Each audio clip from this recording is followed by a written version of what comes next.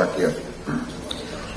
Hadirin yang saya muliakan, pimpinan MPR telah menerima surat dari fraksi Kebangkitan Bangsa nomor 82 2024 yang substansinya adalah mengusulkan pengkajian kembali pasal 1 TAP MPR nomor 2 2001 tentang pertanggungjawaban Presiden Republik Indonesia Kiai Haji Abdurrahman Wahid dengan tindakan administratif sebagai penegasan bahwa TAP MPR nomor 2 /MPR 2001 tersebut dinyatakan tidak berlaku lagi.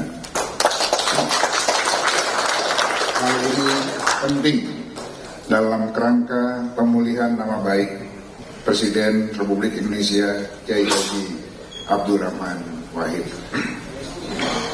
Menyikapi surat fraksi Kebangkitan Bangsa MPR tersebut, pimpinan MPR telah menunaikan tugas konstitusionalnya dengan mengikuti peraturan yang ada pada kita bahas dalam rapat pimpinan, lalu kita bawa ke rapat gabungan, dan kita pertegas di sidang paripurna kemarin, di mana kita menegaskan bahwa apa yang diminta oleh fraksi Kebangkitan Bangsa sebagaimana yang telah dibacakan oleh PLT Sekretariat Jenderal MPR Ibu Siti Fauziah tadi, merujuk pada ketentuan pasal 6 TAP MPR nomor 1 /MPR 2003 tentang peninjauan terhadap materi dan status hukum ketetapan MPRS dan MPR tahun 1960 hingga 2002 bahwa TAP MPR nomor 2 /MPR 2001 tentang pertanggungjawaban Presiden Republik Indonesia Kiai Haji Abdurrahman Wahid adalah TAP MPR yang tidak perlu dilakukan tindakan hukum lebih lanjut, baik karena bersifat remalek atau final telah dicabut maupun telah selesai dilaksanakan. Jadi dengan demikian kami hanya mempertegas bahwa TAP MPR yang dikenakan pada Kiai Haji Abdurrahman Wahid kita nyatakan, kita tegaskan tidak berlaku lagi. Dengan demikian, pimpinan MPR melalui surat kepada fraksi Kebangkitan Bangsa MPR menegaskan bahwa TAP MPR nomor 2 /MPR 2001 kedudukan hukumnya tidak berlaku lagi, oleh karenanya seluruh implikasi hukum yang terkait menjadi gugur dengan sendirinya. Mudah-mudahan saja dengan penegasan ini kita mengusulkan kembali kepada pemerintah baik yang hari ini maupun yang datang untuk beliau dianugerahkan gelar pahlawan nasional. Sebagai penegasan daripada sikap kita tersebut sudah tercermin dari pandangan akhir fraksi dan kelompok DPD RI telah disampaikan dalam pidato penutupan masa sidang akhir masa jabatan 2019-2024 pada tanggal 25 September 2024 yang lalu.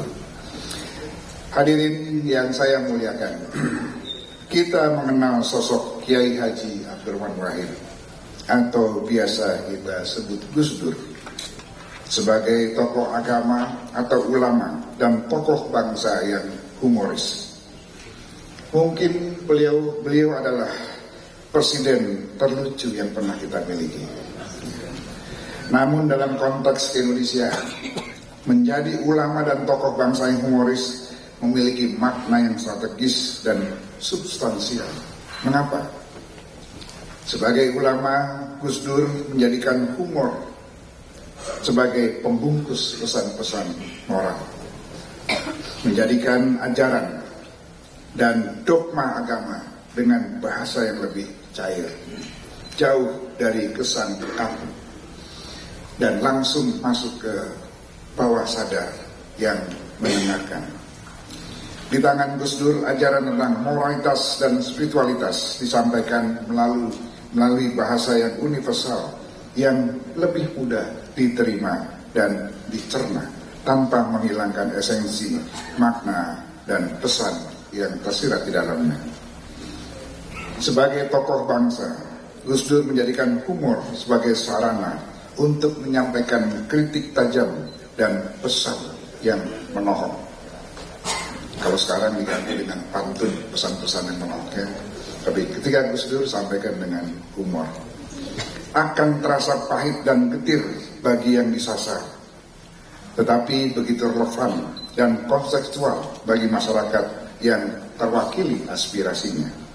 Ketika kritik disampaikan dengan cara-cara yang konvensional, sudah terlalu biasa, maka humor menjadi cara yang luar biasa untuk menyampaikan pesan serius tentang kehidupan berbangsa dan bernegara. Gus Dur juga sukses mentransformasikan bahasa politik menjadi narasi yang lebih membumi dan tidak lagi menjadi bahasa langit. Tidak jarang Gus Dur menjadikan dirinya sendiri sebagai objek anekdot. Ini adalah cerminan bahwa Gus Dur adalah sosok yang manusiawi, tidak anti kritik dan egaliter, menempatkan dirinya sejajar dan menjadi bagian dari masyarakat luas. Gus Dur tidak menjadikan ketokohannya sebagai justifikasi untuk menempatkan dirinya di atas menara gading yang sulit dijangkau khalayak. Bapak Ibu sekalian, mungkin masih ingat cerita tentang Gus Dur dan sopir Metro Mini. Mungkin masih ada yang ingat, tapi saya mereview kembali. Di pintu akhirat, seorang malaikat menanya seorang supir Metro Mini, "Apa kerjamu selama ini di dunia?" Tanya malaikat itu. "Saya supir Metro Mini, wahai malaikat," jawab si supir Metro Mini. Lalu malaikat memberikan kamar yang sangat mewah untuk sopir Metro Mini tersebut. Lalu datanglah Gus Dur dengan dituntun ajudannya yang setia. "Apa kerjamu di dunia?" tanya malaikat kepada Gus Dur. Gus Dur menjawab dengan tegas, "Saya presiden dan juga juru dakwah." Lalu malaikat memberikan kamar yang kecil dan sangat sederhana. Melihat itu Gus Dur protes keras. "Hei malaikat, kenapa kok saya dikasih kamar yang kecil? Saya kan presiden, juru dakwah harusnya mendapat kamar yang lebih besar dan tidak lebih rendah dari seorang supir Metro Mini." Dengan tenang, malaikat itu lalu menjawab, "Begini, Pak Gus Dur, pada saat Anda ceramah, Anda membuat orang semua mengantuk dan tertidur, sehingga melupakan Tuhan. Sedangkan supir Metro Mini mengemudi dengan ngebut, membuat orang berdoa dan mengingat Tuhan." Itulah kira-kira joke-joke Gus Dur yang sangat menggelitik kita. Barangkali juga sempat ditanyakan kepada Menteri Pertahanan ketika itu, Pak Mahfud MD, Profesor,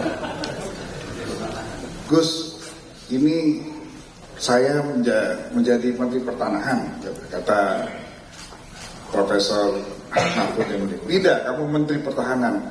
"Waduh, saya nggak bisa, Gus, saya nggak sanggup. Kalau Menteri Pertahanan oke. Saya kira ini Menteri Pertanahan katanya." "Oh, saya jadi presiden nggak punya pengalaman, kamu apalagi profesor, harusnya bisa jadi Menteri Pertahanan." Saudara sekalian yang saya muliakan, tentu saja kita mengenal Gus Dur tidak hanya karena kelucuannya. Gus Dur juga memiliki wawasan yang luas sebagai seorang intelektual. Gus Dur memiliki pandangan jauh ke depan, visioner, dan kadangkala sulit dipahami oleh pemikiran yang konservatif, karena mungkin terlalu maju dan melampaui konseptualitas pada zamannya. Meskipun, ini mohon maaf, memiliki keterbatasan pada penglihatan fisik, namun Gus Dur memiliki ketajaman mata hati dan mampu membaca tanda-tanda zaman. Banyak atribut positif yang disematkan orang pada diri, namun yang paling menonjol dan yang menjadi legasi besar bagi bangsa kita, bangsa Indonesia, adalah keberpihakannya pada kelompok minoritas. Gus Dur adalah ikon kesetaraan yang begitu menjunjung tinggi toleransi, mengedepankan sikap inklusivitas atau merangkul semua kalangan, dan menempatkan manusia pada kemanusiaannya. Komitmennya untuk menyimbangkan harmoni sosial di tengah pluralitas Indonesia tidak pernah kita rasakan. Bagi bangsa Indonesia yang begitu kaya akan keberagaman, menempatkan dan memaknai pluralisme sebagai fakta sosiologis, antropologis, dan fitrah kebangsaan sebagaimana tercermin pada pemikiran, sikap, dan kebijakan Gus Dur adalah warisan yang wajib kita jaga dan kita lestarikan sebagai jiwa bangsa. Dan cara terbaik melestarikannya adalah dengan mengaktualisasikannya dalam kehidupan bermasyarakat, berbangsa, dan bernegara. Dalam usia yang ke-79 tahun, Indonesia memiliki 7 presiden yang mendapatkan julukan berdasarkan pada pencapaian masing-masing. Jika Presiden Soekarno kita kenal sebagai Bapak Proklamator, Presiden Soeharto Bapak Pembangunan, Presiden Habibie Bapak Teknologi, Presiden Megawati Ibu Penegak Konstitusi, Presiden SBY Bapak Perdamaian, dan Presiden Jokowi Bapak Infrastruktur, maka Gus Dur adalah Bapak Pluralisme.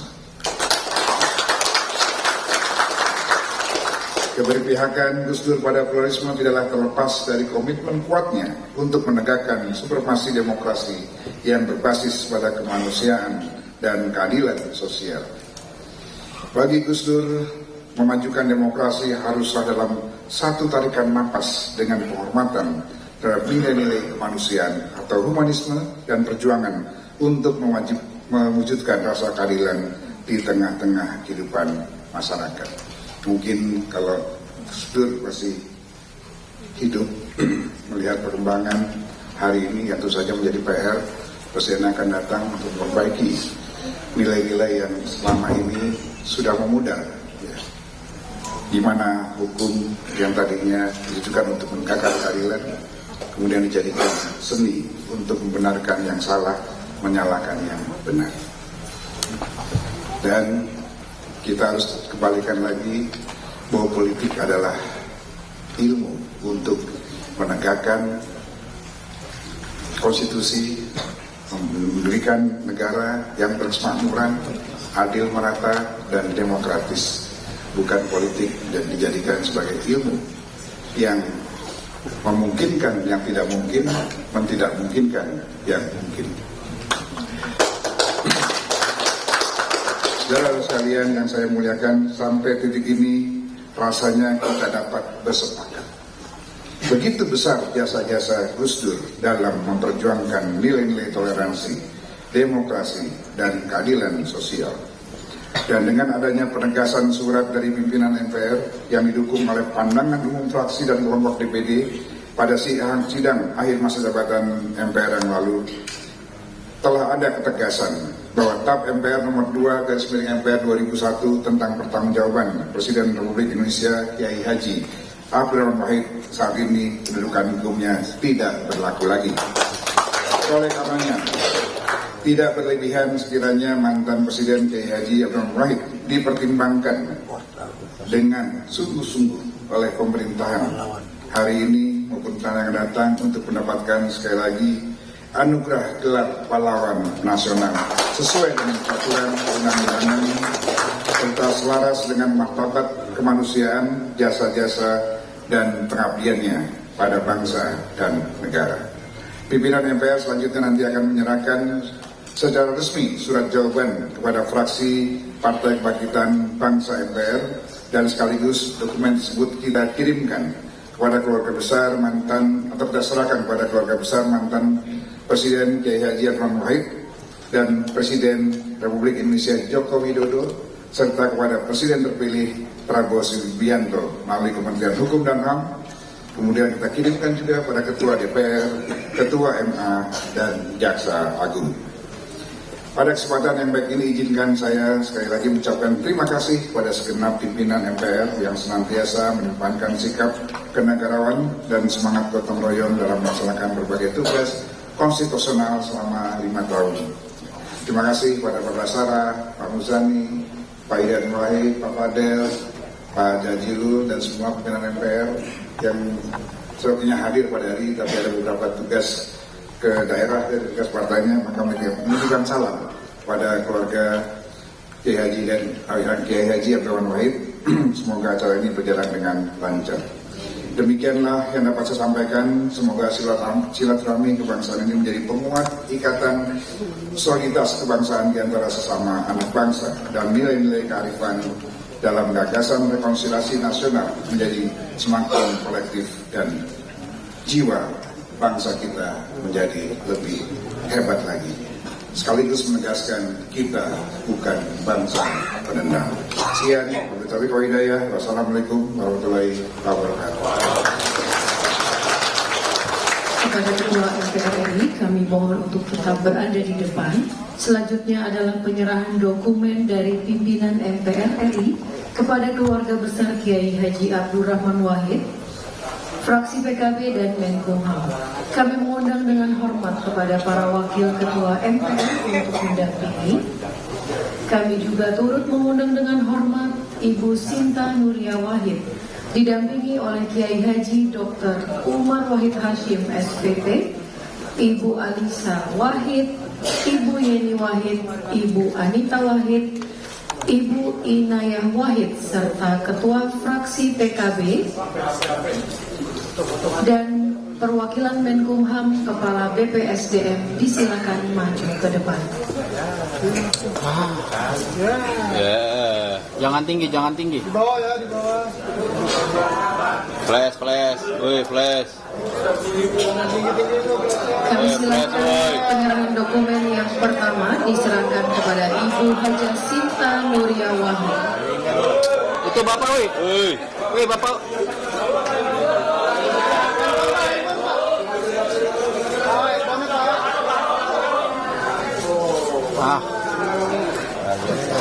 Dokumen yang kedua akan diserahkan pimpinan MPR kepada Ketua Fraksi PKB. Handphone Pak, handphone Pak. Handphone. Dan penyerahan dokumen ketiga akan diserahkan kepada Menkumham yang akan diwakili oleh Kepala BPSDM.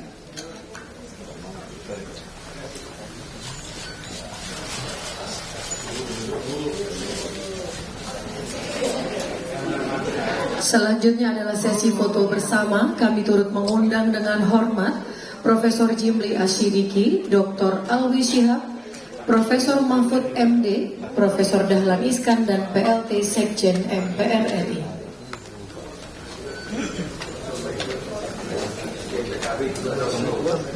Mohon izin kami menambahkan Sekjen PKB.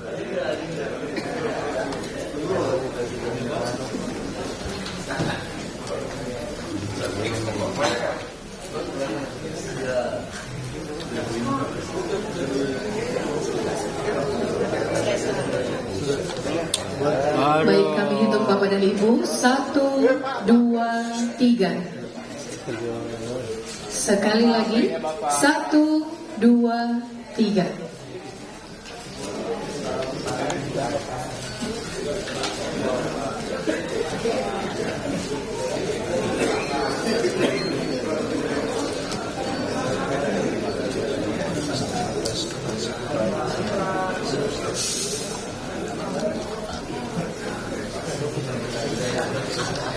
Baik, kami silahkan kepada Bapak dan Ibu untuk dapat kembali ke tempat. Jangan berdiri, tahan di situ.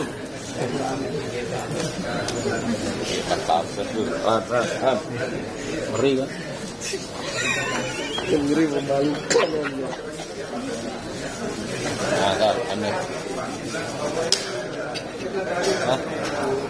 Bocor kayaknya.